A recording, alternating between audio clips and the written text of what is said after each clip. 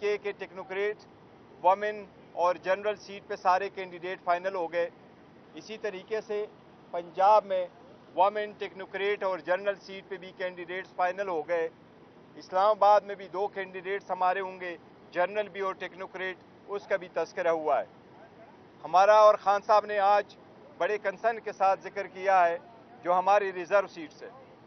आपको मालूम है जिस वक्त हमसे बला लिया जा रहा था उस वक्त भी सुप्रीम कोर्ट के सामने हमने रिज़र्व सीट का इशू उठाया था। चीफ जस्टिस साहब ने ऑब्जर्वेशन दे दी थी कि जब ये इशू हमारे पास आएगा तो हम इसको देखेंगे। उस वक्त भी हमने इस अंदेशे का इजहार किया था कि अगर हमारे से बला लिया जाएगा तो हमें रिज़र्व सीट का इशू आ सकता है। आज जबकि पेशावर हाई कोर्ट ने अपना डिसीजन दिया है, उसके खिलाफ हम सुप्रीम कोर्ट जाएंगे। हम उम्मीद रखते हैं कि अदलिया को वो वादा रिमाइंड कराते हुए उम्मीद रखते हैं कि इंशाअल्लाह सुप्रीम कोर्ट इसका जल्द फैसला करेगी। हमारा मौक़िफ़ यही है कि आर्टिकल 51 के मुताबिक किसी भी पॉलिटिकल पार्टी को उसकी जीती हुई सीटों से ज़्यादा सीटें रिज़र्व सीट में से नहीं मिल सकती। इसलिए जो 80 सीटें ज़्यादा गई है, जिसमें से 67 सीट्स वमेन की है और 11 सीट्स नॉन मुस्लिम की है, जो हमें मिलना था, सुन्नी इत्तेहाद काउंसिल को मिलना था, उन सीटों का बहुत बड़ा इंपॉर्टेंट इशू है। हम उम्मीद करते हैं कि सुप्रीम कोर्ट ये हमारे हक में इसका फैसला करेगा। बार बार ये भी कहा गया कि क्या ये फैसला सही था या गलत। आप लोगों के सामने है जिस तरीके से पाकिस्तान तहरीक इंसाफ ने इस सारी सीटों के लिए कैंडिडेट फाइनल कर दिए थे। फिर दिसंबर के महीने में हमने अपनी लिस्टें इलेक्शन कमीशन के सामने, मुतालिका आरओ के सामने हमने जमा करवाई थी। इलेक्शन कमीशन ने हमारे वोमेन की सीट्स पे जो हमने दी थी उसका शेड्यूल चेंज कर दिया था रिज़र्व सीटों के लिए, लेकिन हमारे वोमेन और नॉन मुस्लिम की स्क्रूटनी नहीं करवाई थी। बाद में जब बल्ला हमसे जाता रहा, उसके तनाजुर में हमने फिर पहले से एक प्लान बी रखा हुआ था जो हमने आप लोगों के साथ शेयर किया था। उस पॉलिटिकल पार्टी का भी हमने रिज़र्व सीटों की लिस्टें भी जमा करवाई थी, उनके नॉमिनेशन भी हमने इलेक्शन कमीशन के मुतालिका आरओज़ के सामने हमने भेज दी थी। इलेक्शन कमीशन ने जब से हमसे बल्ला गया और हमारे निशानात, इंडिपेंडेंट निशानात हमें अलाट हुए, तो इलेक्शन के बाद हमें मजबूरन ये इकदाम लेना पड़ा कि हमने एक और पार्टी को ज्वाइन करना पड़ा, क्योंकि जिस पार्टी को हमने ज्वाइन किया था, जिसके टिकट्स हमने इशू किए थे, जिनके टिकट को पे बेस पे हमने रिज़र्व सीटों की लिस्टें भी जमा करवाई थी, पाकिस्तान तहरीक इंसाफ नज़रियाती, उनको डराया धमकाया गया था, उसको उठवाया गया था, उससे प्रेस कॉन्फ्रेंस कराई गई थी, उसके तनाजुर में वो सारी लिस्टें भी ख़त्म करवाई गई थी। इसलिए वो आखिरी दिन था इलेक्शन का, जिस दिन निशान अलाट होने थे, ये उस दिन की बात है।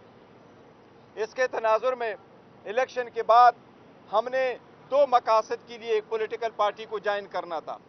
एक ये कि जो हमारे आज़ाद कैंडिडेट थे, जिनको डराया धमकाया जाता था, लालच भी दी जाती थी और फिर उनसे पार्टी चेंज करवाई जाती थी।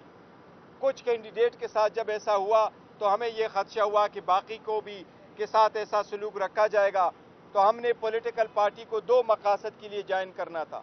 एक ये कि हमें रिज़र्व सीटें मिले, दूसरी ये कि जो हमारे इंडिपेंडेंट कैंडिडेट्स थे उनके साथ हमें प्रोटेक्शन मिले और अब मज़ीद इसकी डिफेक्शन हमारी पार्टी से ना हो। उसके तनाजुर में हम अभी भी यकीन करते हैं कि आईन में बड़ा क्लियर है कि किसी पॉलिटिकल पार्टी को उसके जीती हुई सीटों से ज़्यादा नहीं मिल सकती। इसलिए हमने जो कि सुन्नी इत्तेहाद काउंसिल का फैसला पार्टी को ज्वाइन किया था, जो एक प्रॉपर डिसीजन था, सही डिसीजन था, सोच समझ करके हमने कर दिया था, साइन किया था। उस वक्त के जो हालात थे, उस हालात के मुनासिबत से अगर कभी मैं आपको सारे फैक्ट्स बता दूं कि क्या क्या हुआ था उस वक्त सारे पॉलिटिकल पार्टी को ज्वाइन करने के सिलसिले में और इस पार्टी को ज्वाइन करने में, सो ये एक संजीदा और बेहतरीन और सही फैसला था जो उस वक्त हमने किया था और हम उस पर अभी भी कायम हैं। इसलिए हमें सुप्रीम कोर्ट से ये इस्तदा है और इल्तिमास है कि हमारे केस का जल्द से जल्द फैसला हो और आर्टिकल 51 की ये तशरीह ज़रूरी है کہ کیا کسی پولیٹیکل پارٹی کو جیتی ہوئی سیٹوں سے زیادہ ریزرو سیٹیں مل سکتی ہے یا نہیں. یہ بہت اہم ہے. اسی لیے ہم سمجھتے ہیں کہ انشاءاللہ تعالی عدلیہ کا فیصلہ ہمارے حق میں ہوگا. Any question?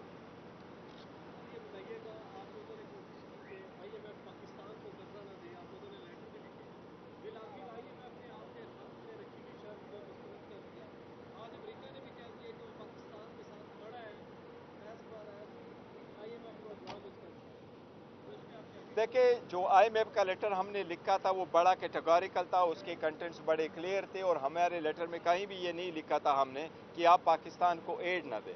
تو یہ تاثر غلط ہے کہ اس لیٹر میں ہم نے یہ لکھا تھا کہ آپ ایڈ نہ دیں. اس لیٹر میں ہم نے لکھا تھا کہ فری فیئر ٹرانسپیرنٹ الیکشن کا وعدہ ان کو یاد کروایا تھا، ان کی ذمہ داریاں یاد کروائی تھی، ان کی کنڈیشنلٹی ان کو یاد کروائی تھی، اور جو ایڈ پاکستان کو ملتا ہے اس کو صحیح جگہ پہ اپنے منصب جو مصرف ہے اس کی جگہ صحیح اس کی ادائیگی، یہ ہم نے ان کو یاد کروایا تھا.